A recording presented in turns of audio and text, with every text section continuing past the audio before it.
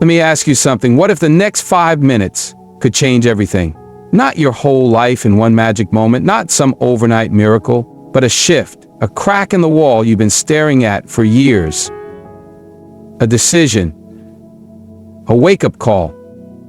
5 minutes that flip the switch and make you see yourself, really see yourself, for the first time in a long time. You didn't come here by accident. You came here because something in you is tired of just getting by. Something in you knows there's more. Maybe you've been doubting, hesitating, playing small, surviving instead of living, but right now, this moment, you've got a choice. You can zone out, scroll past, or you can lean in. Because what I'm about to say isn't theory. It's not motivational fluff. It's truth. Raw and real. And it might sting a little. But if you let it sink in, it will move you. You don't need more time. You don't need permission. You need clarity. You need to remember who you are. So don't blink. Don't flinch. These next 5 minutes might just be the wake-up call your future self's been begging for. Ready? Let's go. Discipline is greater than motivation because discipline is the engine that keeps moving when motivation dies out. Motivation is like a spark. It gets you excited, it makes you feel good, and it can give you a powerful start. But like all sparks, it fades. It doesn't last. It can't. Motivation is based on how you feel in a moment. Maybe you watched a video, heard a speech, read a quote, and suddenly you're fired up. You say, "This is it. I'm going to change everything." And you do. For a day, maybe 2. But then life hits. You're tired. You're sore. You're distracted. You don't feel like doing it anymore. That's where motivation disappears. And if all you're relying on is motivation, you stop. You quit. You go right back to where you were. That's where discipline steps in. Discipline doesn't care how you feel. Doesn't ask if you're tired, if it's raining, if your friends are going out, or if you're just not feeling it. Discipline shows up. It's not loud. It doesn't need a crowd. It's quiet. It's consistent. It's the alarm clock at 5 a.m. It's the gym when nobody's watching. It's studying when you'd rather be scrolling. It's walking away from shortcuts and distractions, not because someone's forcing you, but because you know what you're building. Discipline is a decision you make over and over again. It's boring sometimes. It's hard. It doesn't always bring immediate rewards, but it works. It builds momentum, and momentum is stronger than motivation. People who win, people who rise to the top, they don't rely on hype. They rely on habit. They don't always feel inspired, but they always stay committed because they understand that real change, real growth comes from doing what's necessary long after the mood has passed. Discipline turns actions into routines and routines into results. It turns dreams into structure and structure into execution. That's how the book gets written. That's how the business gets built. That's how the body gets transformed. Not from doing what feels good, but from doing what's right. Motivation is a good visitor, but it's a terrible roommate. Discipline moves in and takes responsibility. Motivation says, "I'll do it if I feel like it." Discipline says, "I'll do it regardless." That difference? It's everything. It's why some people only talk and others deliver. It's why some people get stuck in cycles and others break them. Because when the high fades and the world gets loud and the path gets rough, discipline keeps walking. Anyone can be motivated for a day, but not everyone is disciplined for a year. And yet, the person who chooses discipline, even in small doses, will always beat the person who waits to feel motivated. They'll outlast them, outwork them, outgrow them. Every single time. So when you're chasing something, when you want to become someone, you've got to stop chasing the feeling. Start building the habit. Build a system that doesn't need your emotions to function. Create a standard that you meet no matter what mood you're in, because the truth is, if you only work when it's easy, you'll never reach anything worth having.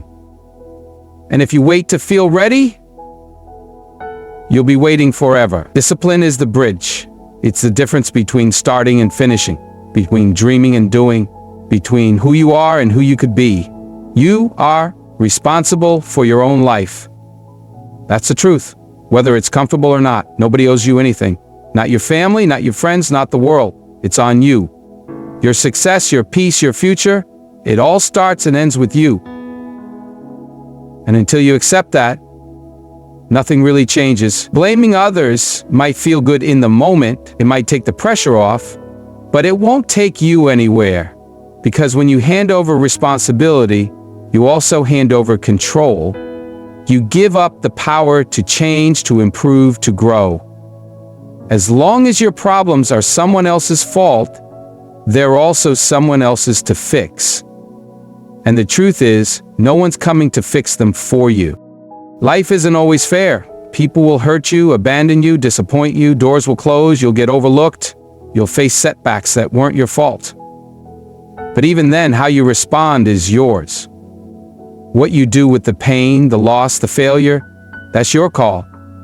That's where responsibility really begins. Not just in the things you caused, but in how you carry what you didn't choose. You can let it break you, or you can let it build you. You can stay bitter, or you can get better. That choice is always in your hands. Responsibility is not about guilt. It's about ownership. It means recognizing that your habits shape your health, your attitude shapes your relationships, your decisions shape your future. You can't keep doing the same things and expect different results. You can't keep waiting for perfect conditions or for someone to drag you towards success. The hard truth is, if your life is a mess, if you're not where you want to be, if you're stuck, it's not entirely because of the world, it's because of choices. And once you accept that, you take your power back. When you decide that your life is your responsibility, everything changes. You stop waiting for motivation and start creating momentum. You stop hoping and start planning. You stop complaining and start doing.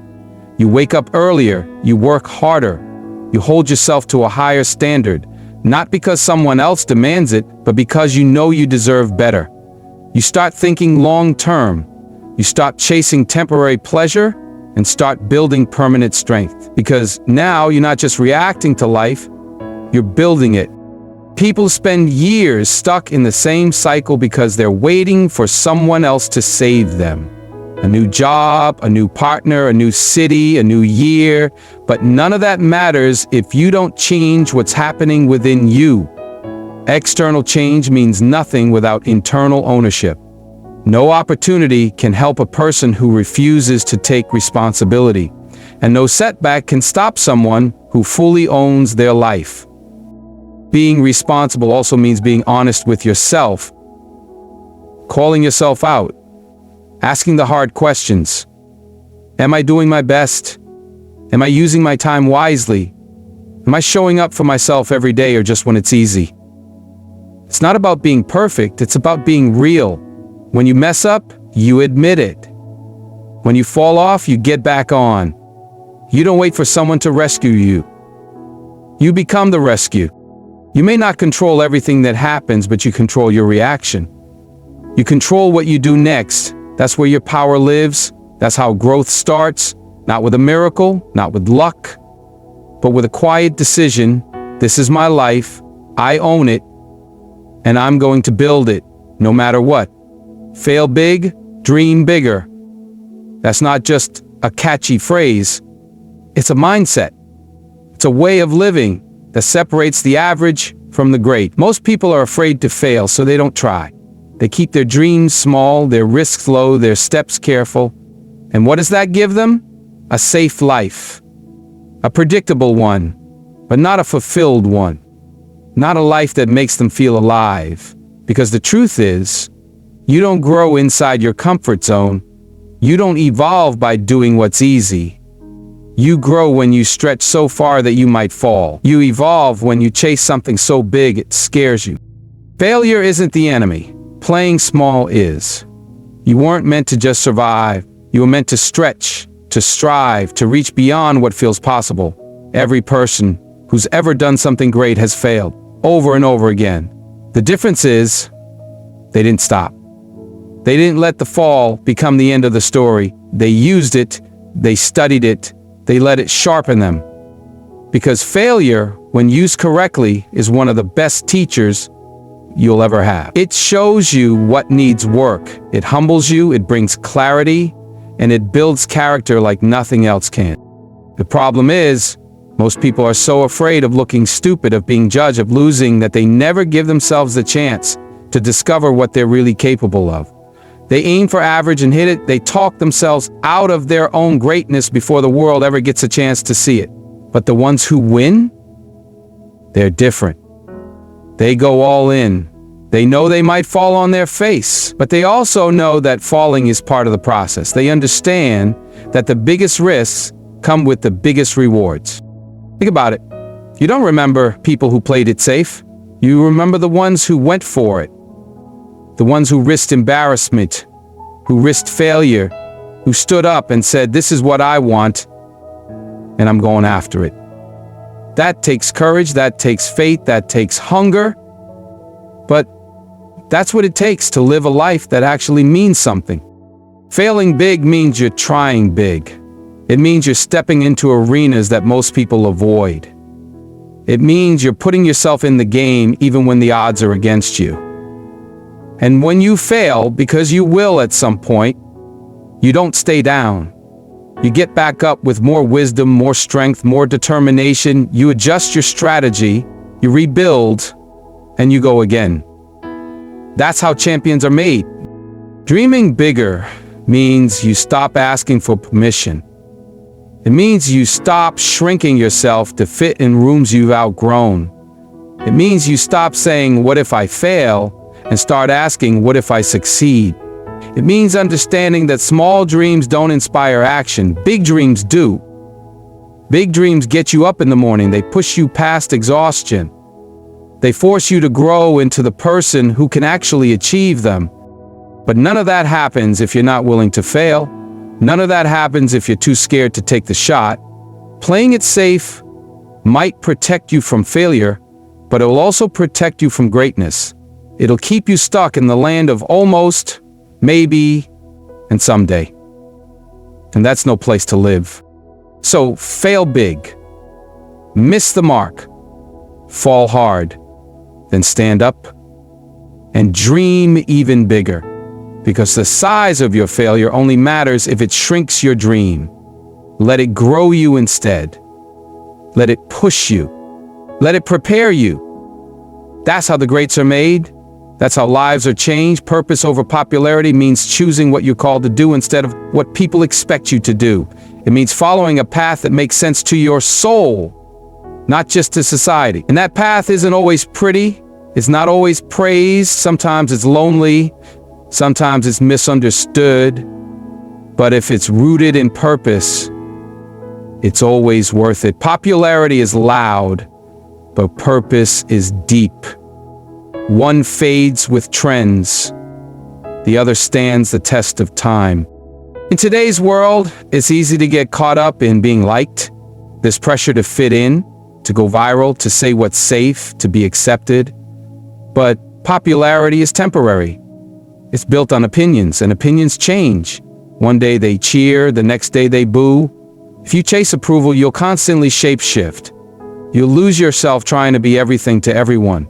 And at the end of the day, even when the crowd claps for you, you'll feel empty if you're not living from your core. Because deep down, your heart knows the difference between being seen and being fulfilled. Purpose is different. Purpose comes from within. It's not given to you by others. It's discovered by digging deep into your life, your pain, your gifts, your calling. It's what you do even when no one is watching. It's what wakes you up in the morning and keeps you going when the lights are off and the applause stops. Purpose isn't always glamorous. Sometimes it means saying no to easy options. Sometimes it means standing alone. It means choosing the long road instead of the shortcut. But it's real, it's lasting, and it gives your life weight. The world often tells you that your worth is in how many people follow you, how many likes you get, how loud your name is. But the truth is, some of the most impactful people walk quietly. They don't need a stage to live with meaning. They don't chase attention. They create change because they're rooted in something bigger than themselves. They serve something beyond their ego. That's purpose. When you choose purpose, you also choose discomfort. Because purpose doesn't always align with what's trending. Sometimes it puts you on the outside.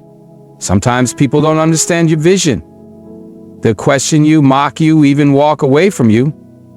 And in those moments, you have to be strong enough to stay grounded, to keep building, to keep believing in what you were born to do, even when it doesn't come with applause, because purpose isn't about pleasing people. It's about fulfilling your mission. You can't do both all the time. You can't always live in purpose and be popular. Sooner or later, you'll have to choose. And when that moment comes, you need to be clear about what matters most. Do you want to be liked? Or do you want to live in truth? Do you want to fit in? Or do you want to stand out in the way only you can? Because your life was never meant to be a copy. It was meant to be original. That originality lives in your purpose. Popularity asks, how can I fit in? Purpose asks, what am I here to do? One leads to performance, the other leads to legacy. One feeds the ego, the other feeds the soul. And when everything else fades, when the likes stop, when the crowds move on, purpose remains. It's what will carry you through the quiet seasons. It's what will drive you when nothing else makes sense. It's what will remind you over and over again that you were made for more than attention. You were made for impact, fall forward, not back. That's a mindset that changes how you see failure, how you handle loss, and how you move through life. Everyone falls. Everyone stumbles. But not everyone uses that fall to gain ground. Some people fall and stay down. Others fall and start walking backwards. They let the setback define them. They let the mistake become their identity. But those who fall forward, they turn every loss into a lesson. They let failure push them, not paralyze them. They get something out of it. They pick up wisdom, strength, experience, and they move ahead with it. Falling forward means refusing to waste a fall. It means asking, what can I learn from this? Instead of asking, why did this happen to me? It's about shifting from victim to student. Life will hit you. People will disappoint you. You'll mess up. You'll take the wrong job, trust the wrong person, make the wrong move. But every time you fall, you're faced with a choice: to let it define you or refine you. Falling forward means choosing the second. It means taking responsibility not just for the win, but for the fall too. It means having the humility to admit what went wrong and the courage to rise anyway. You don't grow without pressure. You don't grow without mistakes. The people who grow the most, who become the strongest, aren't the ones who avoid failure. They're the ones who keep getting back up after it. They stop looking at failure as a final destination and start seeing it as a stepping stone. They use it to build momentum. They use it to become wiser, sharper, tougher. And every time they fall, they land a little farther ahead because they know how to carry the lesson with them. There are going to be moments where everything feels like it's falling apart, plans won't work out, goals will be delayed, you'll feel like you're losing, but that's not the end. It's the beginning of a different kind of growth. It's the beginning of self-awareness. You start to learn who you are in the dark, not just in the spotlight. You see what you're made of when things aren't going your way. And if you can hold on to the right mindset in those moments, if you can tell yourself, I'm still moving even in the fall, you become unstoppable. Falling back is natural if you let fear take the wheel. Fear makes you retreat. Fear says, play it safe. But progress is messy. Growth is uncomfortable. Falling forward means embracing the risk of discomfort. It means taking the leap knowing you might hit the ground, but believing that even if you do, you'll rise better. It's having the faith that nothing is wasted, not even failure, especially not failure. And here's the truth. The bigger your dreams, the harder you're going to fall at times, because you're going to reach for things beyond your current skill, beyond your current mindset, beyond your comfort zone. That's what growth demands. That's what purpose demands. And when you fall in the process, don't retreat. Don't lower the bar. Instead, fall forward. Use what didn't work to fuel what comes next. Use what hurt you to sharpen your vision. Use what broke you to rebuild something stronger. You don't have to have a perfect record to become great. You don't need a flawless path. You just need the resilience to keep stepping forward, especially after you fall. Because every forward fall brings you closer to who you're meant to be. Every misstep becomes part of your story, part of your strength. And if you keep moving, keep learning, keep adjusting, those falls won't hold you back. They'll push you further than you ever imagined. Ease is a greater threat to progress than hardship. That sounds backwards, doesn't it? We're taught to chase comfort, to avoid struggle, to build a life where everything is smooth, controlled, and predictable. But growth doesn't live there. Progress doesn't come from staying safe. It comes from resistance, from being tested, from pushing past what feels good and doing what's necessary. Hardship forces you to evolve. It stretches your limits. It reveals your weaknesses and demands your strength. But ease makes you soft. It lulls you into complacency. It makes you believe you've done enough when there's still more inside of you. When things are hard, you're alert, you're awake, you're problem-solving, focused, fighting to survive or move forward. There's urgency in your steps, there's intention in your choices. But when things are easy, you relax, you slow down, and you stop sharpening your tools. You settle into a rhythm that doesn't challenge you.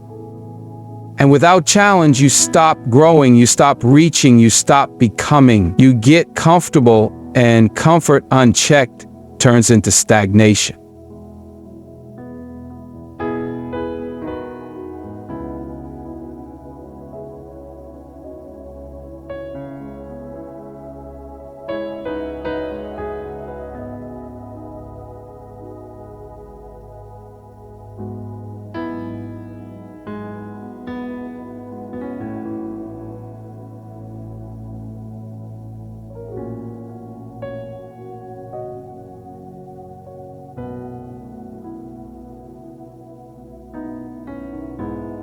And 6 million scorched, 6 millions expected. Look at anyone who's built something real, something lasting. They weren't made in seasons of ease. They were forged in pressure, in rejection, in failure, in long nights, in heavy doubts. They learned how to show up when no one was clapping. They learned how to persist when the results were slow and the path was unclear. And because they faced hardship, they became stronger than it. The resistance shaped them. It gave them the endurance to keep going, the hunger to keep building, and the depth to handle the weight of success when it came. Ease doesn't do that. It doesn't demand anything from you. It lets you coast. And coasting might feel like progress, but it's not. Coasting is moving without direction. It's drifting. And when you're drifting, you're not in control, just floating wherever the current takes you. Progress, real progress, needs direction. It needs fire. It needs effort. It needs tension. Without that, you're just existing, not evolving. There's a difference between rest and ease. Rest is necessary. Rest is recovery. But ease is different. Ease is avoidance disguised as peace. It's the voice that tells you you've done enough when deep down you know you haven't pushed your limits. It's the habit of choosing what's convenient instead of what's right. And the danger is that it's addictive. The more you lean on ease, the harder it becomes to handle pressure. The more you avoid discomfort, the more fragile you become. Hardship builds resilience, it builds clarity, it builds hunger. And in this world where change is constant and challenges are guaranteed, you need those things more than you need comfort. You need to know how to get back up. You need to know how to fight for your vision when nothing's going your way. You need to be able to hold the line when quitting looks easy, because progress demands that level of toughness. It demands that level of discipline. So, don't run from hardship. Don't resent it, respect it, let it shape you, let it teach you what ease never could. Let it show you who you really are underneath the comfort and beyond the surface. Because ease may keep you safe, but it won't take you far, it won't help you grow. It won't prepare you for the weight of your calling. Hardship will. Pressure will. Discomfort will. And once you understand that, once you stop chasing ease and start embracing challenge, there's nothing that can hold you back. So now you've heard it. The truth, raw and unfiltered. You've got no more excuses to hide behind. You've got no one else to blame, nowhere else to point the finger. Because this, your life, it's on you. You're responsible. And that's not a burden. It's your greatest power. You don't need a perfect plan. You don't need to wait for the right time. You need to move. You need to fail forward. You need to stop chasing comfort and start chasing purpose. Because easy will never make you extraordinary. Popular will never make you powerful. And dreaming small will never wake up your full potential. You were not built to play it safe. You were not made to blend in. You were made to rise. You were made to lead, and maybe, just maybe, these last 5 minutes have stirred something in you. Something real. Something fierce. Something ready. That fire you feel, don't let it fade. Feed it. Let it drive you. Let it change you. Because this isn't just a speech. This is a mirror. This is a choice. And the next chapter of your life, it starts now.